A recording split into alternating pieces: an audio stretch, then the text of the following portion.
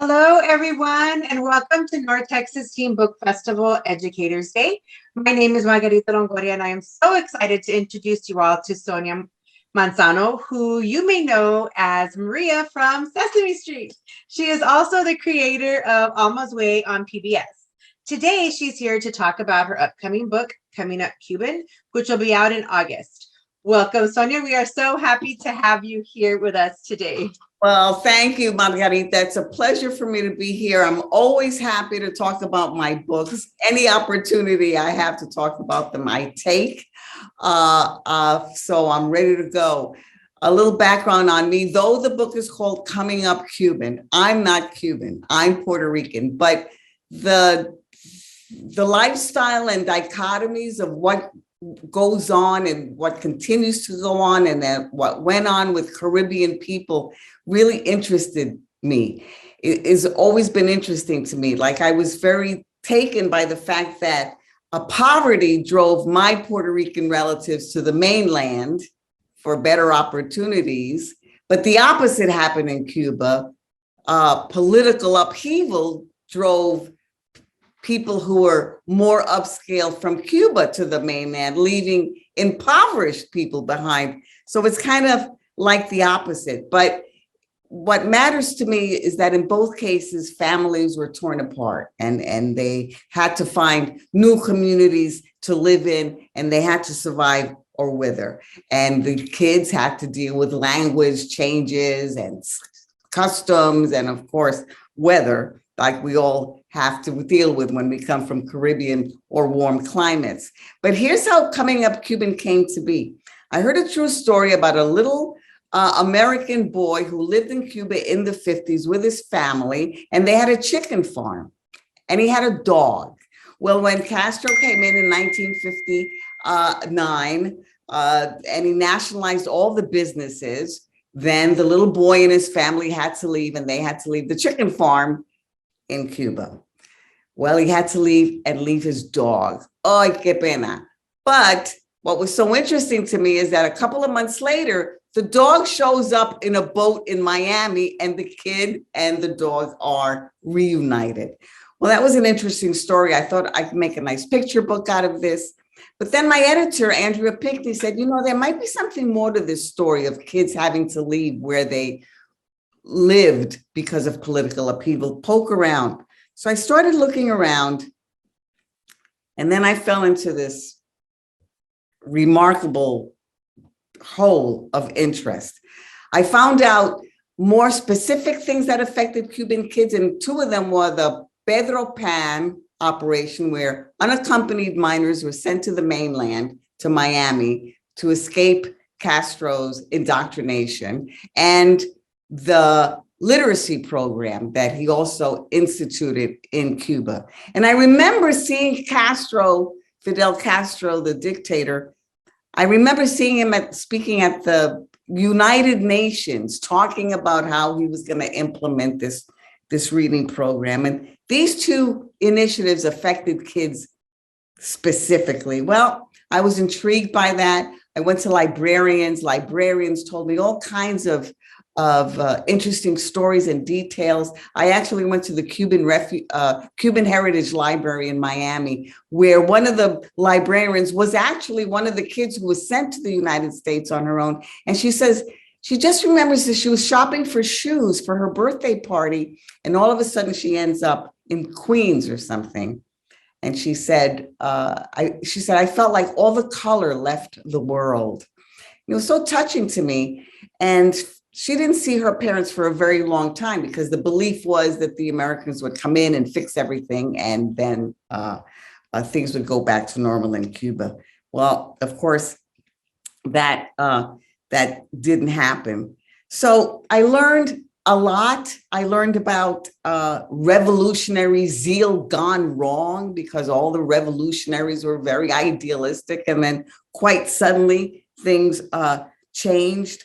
I learned more about the Pedro Pan kids who were sent to the United States and how some fared well and some did not fare so well.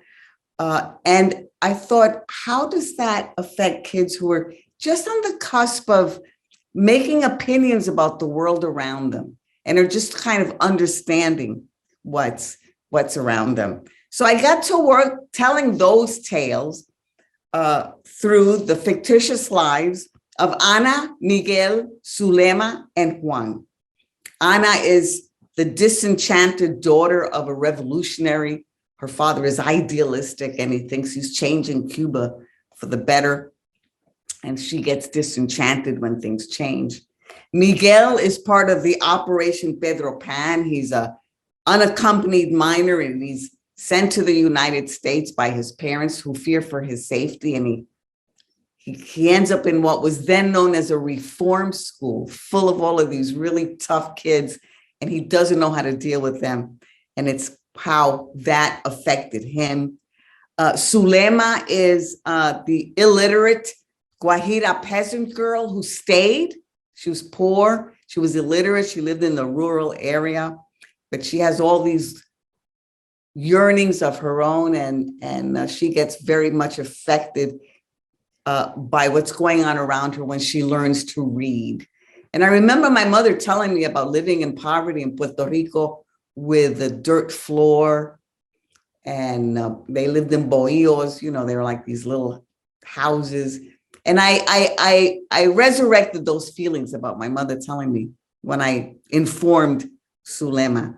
And Juan is the last kid. He's a poor Afro-Cubano, and he lives in Havana, in a Havana slum with his grandfather, and they sell fruit. And he is stuck in this Pionero program, which was, they say, you look it up in Wikipedia, and it says it's like the Boy Scouts. But it was like an organization in schools where kids were militarized. They had to march around and with make-believe guns and say, Americans out, Cubans in, and kind of that kind of slogan. So the challenge of writing a historical fiction is that you have to find ways of sharing historical facts, but not sound like a textbook. I mean, that's what makes it a nice book and not a history lesson. And I always remember the Native American writer, Louise Erdrich. And she always says that she writes about the Native American experience, but it's always in these wonderful stories that have to do with love and passion and families. And she says, you put the historical facts in there kind of like you're sneaking spinach into your child's lunch. And so I have to find a way, or I found a way of putting in these historical facts through the strong characters. The best characters are those who reveal themselves to me, who take on a life of their own. I needed Ana to tell the general story of the opening days of the revolution. And all of a sudden, Ana becomes a smart aleck. I mean, I didn't start that. She just started being that way. And she and her mother end up in a Puerto Rican community in New York. Miguel is the participant of, as I said, Operation Pedro Pan, and he's shy, middle class, and a little pampered. And then all of a sudden, when he finds himself in this reform school full of these tough kids, he kind of steps up to the plate and becomes the leader that he can be. Zulema is the peasant girl who learns how to read, as I said. The story focuses more on what this does between her and her father, because her father doesn't want change and he's afraid of change. And all of a sudden, his daughter is going to learn to read. And as an example of how these characters can haunt you, I was watching Lin-Manuel Miranda's movie In the Heights, and there's a scene in it where Jimmy Smits is talking to the daughter, and he says, he says to her, "You're finally better than me." And she says, "What do you mean?" And he says, "You're better than me because you can see a future that I cannot." And I thought to myself, Zulema would have that conversation with her father. That's exactly the conversation that they have. As a mother, like a mother who loves all her children, I love all of my characters, but I have to say I love the Afro-Cuban boy at the end, Juan, the best. He has to resist this military program and risk losing the affection of his best friend. The more I wrote about him, the more noble he becomes. Sometimes I think it takes a village to make a book. Librarians helped me. fellow writers of Cuban descent, Margarita and Meg Medina, also helped me with their take on it. And I appreciate the time that they took to express their experience. My parents used to use an expression, buscarse la vida, to describe why they migrated to the mainland from Puerto Rico in the late 1940s. Buscarse la vida means to find one's life. And I'm reminded of them when I wrote these stories, because these kids have to buscarse la vida themselves. Right now, the world is full of contradictions and subtle disparities, and attitudes are exposed as divides. So young people everywhere need to have faith in themselves. Y buscarse la vida. Everybody's life is affected differently by political upheavals, whether it's staying home or going away from home. I wonder what my life would have been if my parents had stayed in Puerto Rico and I had been raised on the island, as opposed to going there and struggling with Spanish and having this romantic notion of what Puerto Rico is. I imagine Cubans here also think about what if Castro had not succeeded, what had their life. So I put myself in the shoes of these kids, and that's what I hope any reader of any of my books does, is put themselves in the other person's shoes and see life the way they might have seen it. That's what I hope people take from this book, because that's what I like to do when I read books. Books are magic. And I'm a librarian, so and I'm an ex-English teacher, so books and they build empathy with readers, and when you walk in someone else's shoes, you do experience what they experience, and it makes us all realize that we're all human. Yes. The whole human experience. And that's why it makes me sad when people say they don't like to read or they don't want to read. And it's just like, gosh, if you don't read, you don't live. And that makes me very sad. But this book sounds super amazing, and I can't wait to get my hands on it. Congratulations. It sounds really, really great. Thank you. So thank you. I just wanted to a couple of questions that we have for you. Today is Educators Day, and we have many educators watching with their classes all over the country right now. And I read somewhere that your involvement for the arts was inspired by teachers where you grew up in the Bronx. So what was it like to have teachers see something special in you and encourage you to audition for the High School of Performing Arts? And how important do you think it is for teachers to make sure that they try to inspire their students? Perfect question. I love that question. And I always say this to teachers, don't be overwhelmed. You don't have to take the kid all the way on the whole journey. You just have to point them in a certain direction and watch them go. They'll go on themselves. My teacher, Miss Shirley Pellman, took me to see West Side Story when I was in the 4th grade. She didn't have to do that. That was like extra. She took me to see this story, and I think it changed my life, because for the first time, I saw my crummy neighborhood beautiful. All of a sudden, the fire escape, ay, que maravilla. My mother's altar, oh my goodness. The schoolyard fence looked so beautiful to me. And I thought to myself, this must be what art is. When you take something, cualquier cosa, rotten flowers, and you exalt them. And that teacher did that to me. And another teacher turned me on to Charlotte's Web. And that was it wasn't in the curriculum, believe me, but he took it upon himself to point us in the right direction. And so I cannot overemphasize the importance of teachers doing that for a kid and saying, look, you don't have to take him the whole way. Just go, look over there. I bet you never looked over there. And you're right. Teachers are amazing. And then right now during this, we're having this really ugly time with this pandemic, and how these teachers have just stepped up. Like, I see the teachers at my school, at my campus, and the things that they're doing and going above and beyond for our kids. And it's so, people just don't understand or appreciate how wonderful and impactful teachers can be. And I'm so, that's whenever I read that, I was like, because it's true. A lot of times teachers are the ones who get us to where we are in life. Yes, absolutely. So don't underestimate the influence that you have on the students that you teach. I know a lot of us would love to know what it was like working on Sesame Street. Was it a dream come true for you, or but like give us a little bit about that? Of course, how can you not love being on Sesame Street? It was so much fun. Everybody was always trying to crack each other up. The puppets were hilarious. But the way I got into acting was I always loved stories, the power of stories. So I always used to love watching television when I was a kid.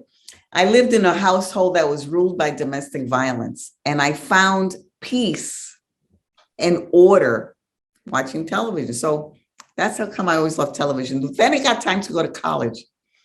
And I was a A student in the Bronx. When I got into the High School of Performing Arts, my grades went down because the standards were so much lower that when I had to compete with these middle-class kids, it was very hard.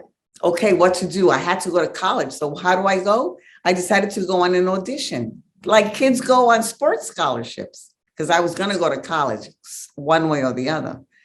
And that's how I got into Carnegie Mellon. And so yes, it was a love of stories, but it was also the practicality of getting a higher education that got me into this art school.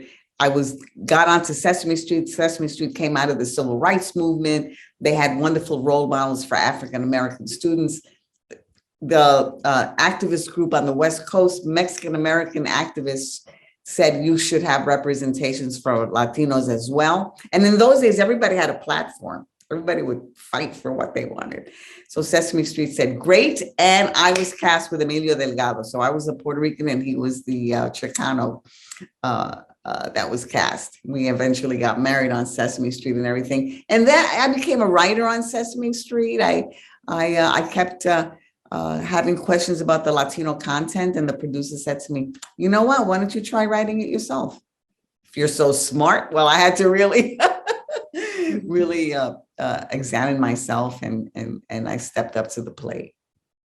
And that's what I was going to say too. You know, the opportunity for you to play Maria affected the lives of so many people and so many Latinos. And then it affected, how did it affect you? Like, how did it? You know, when I watched television as a kid that I loved, I noticed that there was never anybody who looked like me or lived in my neighborhood. And I used to feel invisible. And I used to think, what am I going to contribute to a society that doesn't see me? They're blind to me. What am I going to do? There were no doctors, lawyers, bus drivers. Nobody was Latin. It was, you go into Mexican movies, that's where you saw Maria Félix and Cantinflas, but you didn't see them in television. And so I always remembered that when I was on Sesame Street, and I said, there's some girl out there watching television, and I'm going to be what I needed to see myself. So that made me be as natural as possible, as regular, so that I was like their mother, their sister, their aunt. I didn't fix my, I had like little hairdos that weren't fussy, I didn't wear any makeup. So I wanted these little kids to relate to me. And I think I succeeded. Yes, you did. That's what I was going to say. Thank you, because it was amazing to finally see Latino representation on Sesame Street. And that was you. And then, like, I know I'm gonna like a little fangirl crazy right now. When Dr. Brock asked me to do this interview, I was like, I don't know if I can.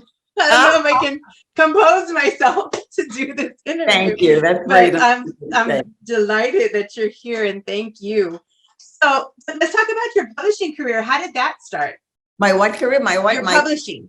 Start publishing books. Well, I started writing scenes for Sesame Street because I knew the characters. I knew Oscar the Grouch. I knew Big Bird. I knew all the characters. So I started writing scenes. Like I said, I always loved stories. And then finally, after so many years on Sesame Street, and I was being used less and less on the show, which is absolutely appropriate. 50 years on a show, but I still had creative energy. So I started writing picture books, and I was very much inspired by Frank McCourt when he wrote Angela's Ashes, which is the story of the most miserable Irish childhood you can imagine. told with such compassion and such humor. And I thought to myself, I had a rough childhood. I'm funny. I'm going to try this too. I can tell my stories, even though they come from a sad place, they could still be funny. So I wrote a picture book, No Dogs Allowed, about going to the beach with my family when I was a little girl. And that was really what started me. And then I graduated to doing The Revolution of Evelyn Serrano, which is a young adult novel that took place in 1969 when the Young Lords, who were a political group, that was the first time that I saw Latinos voting and taking political action. And I learned all about Puerto Rico because of that group. And that was The Revolution of Evelyn Serrano. So that's how I started. That's amazing. And thank you. Yes. And these stories, we always say there's not enough. I was an English teacher for a while, and I was always looking for stories represent culturally relevant literature for my little 8th grade Mexican kids. And there wasn't enough, and we're getting better, but there's still not enough. So we need to continue to produce these stories that are so needed for our community. Yeah. So your story is amazing, and it is the hopes and it's like what hopes and dreams are made of. Just listening to your story, it's very inspiring. What is some advice you can give to aspiring actors, writers, and other young creatives that are watching today at school? I love writing because you can do it alone. You don't need anybody to tell you what to do or to help you or to do it with you. When you're an actor, you need an audience, you need you need a group to perform. Writing is a solitary act, and that's what I love about it. But I have to tell you this, if you're going to write, put it down on paper. Don't be afraid of the blank white sheet. I mean, I know it's intimidating, but you can't work on something unless it's outside of you. If it's in your head, so many people think I'll just keep thinking and thinking and thinking and thinking about the story, and then it's going to come out. No, you write one sentence. You start off with something that really happened. Today I went to the store. Somebody wasn't wearing a mask. I felt dun, dun, dun, dun. Or they were wearing a mask. Doesn't have to be real. Start from a real place and then let it grow. But you have to put it on paper. It has to be outside of you. As far as acting goes, act anywhere, the church, the bodega, every time your family gets together on Friday night and you want to perform and you perform in front of them and you start to feel, you have to feel it out. You have to feel your relationship out with an audience. That's great advice. So who are some of your favorite actors and authors? Oh, well, I just read Love Songs of W.E.B. Du Bois, and I just finished Louise Erdrich's book, The Sentence, which is about ghosts and what's going on today with COVID. I just finished Will Smith's book, which is really, really good because he was on the cusp of this new rap, this new concept, this new art form, and he really strategized and made that work. I'm reading a lot of Black literature. I'm really interested in that because there's a lot of it now, number one, and number two, they are different stories. I did not know many things. And I am fascinated by stories. I just finished reading Passing about a Black person who passes off themselves as white. And I thought, my God, the things people do to live in order to survive, the things they have to do. And that made me think, well, there must be other stories about what people do to survive that you don't know about. And so I do quite a bit of reading. And that's why books are magic, because you learn so much and you learn the footsteps of other people. The strength of other people and the things they do to live, to take care of their kids, to fall in love. Of course, I read Jacqueline Woodson, everything. As a YAer, everything Jacqueline Woodson, right? Everything Meg writes, Meg Medina, Margarita Engel, everything she writes. I think Sandra Cisneros has a new book out. She does. Is it a YA? No, it's not YA. Okay. But yes, she has a new, it's fairly new. Yes, yes. And you know, the line between YA and adult is getting blurrier and blurrier since yes. You know, the book, yeah, oh gosh, I'm having a mind blank. The wizard, J.K. Rowling, Harry Potter. Harry Potter. I mean, all adults sitting in bars were reading Harry Potter. Yes. And that's just it. Like I'm a adult, clearly, but all I read is YA. Like, so my mind is a 16-year-old girl always in love, because I love romance, young adult romance. And that's how I think, like a 16-year-old girl always in love. And it makes me happy. And I think if more people read romance and young adult literature, it would be a happy world if we read more of it. Yeah. So who inspires you and what inspires you? If I'm writing and I feel stuck, I go to the museum. I just find, you know, get art in another way that's out of a book and out of the written word. And I go to you know, any museum, or I'll go to listen to some live music. So you're kind of being stimulated, but in another art form. And for the last silly questions, I'm going to ask your favorite food, your favorite color, and your favorite ice cream flavor. Well, I'll start with my favorite ice cream flavor, dulce de leche, that Haagen-Dazs. Dulce de leche, my husband and I are absolutely obsessed by it. I think my favorite color is like purple, you know, lavender, purple, everything in that family is what I like. And my favorite food, oh my goodness, that's really hard because I really love to eat. So we really eat a lot. We love to eat. But I guess I would guess I like Mediterranean food. I like Italian food. I like Mexican food. Living in New York is so wonderful that all those foods are available to me. Well, thank you so much for being with us today. This was amazing. And I'm still like a little bit, you know, kind of freaking out that I was able to talk to you. And thank you so much. And we hope, I can't wait to read Coming Up to It. I know they sent me a copy, so I'm going to be able to read it when I get it. So great. Thank you. Thank you so much. Good luck to you. Good luck to your students and all your teachers, and keep up the good work. Adios. Bye.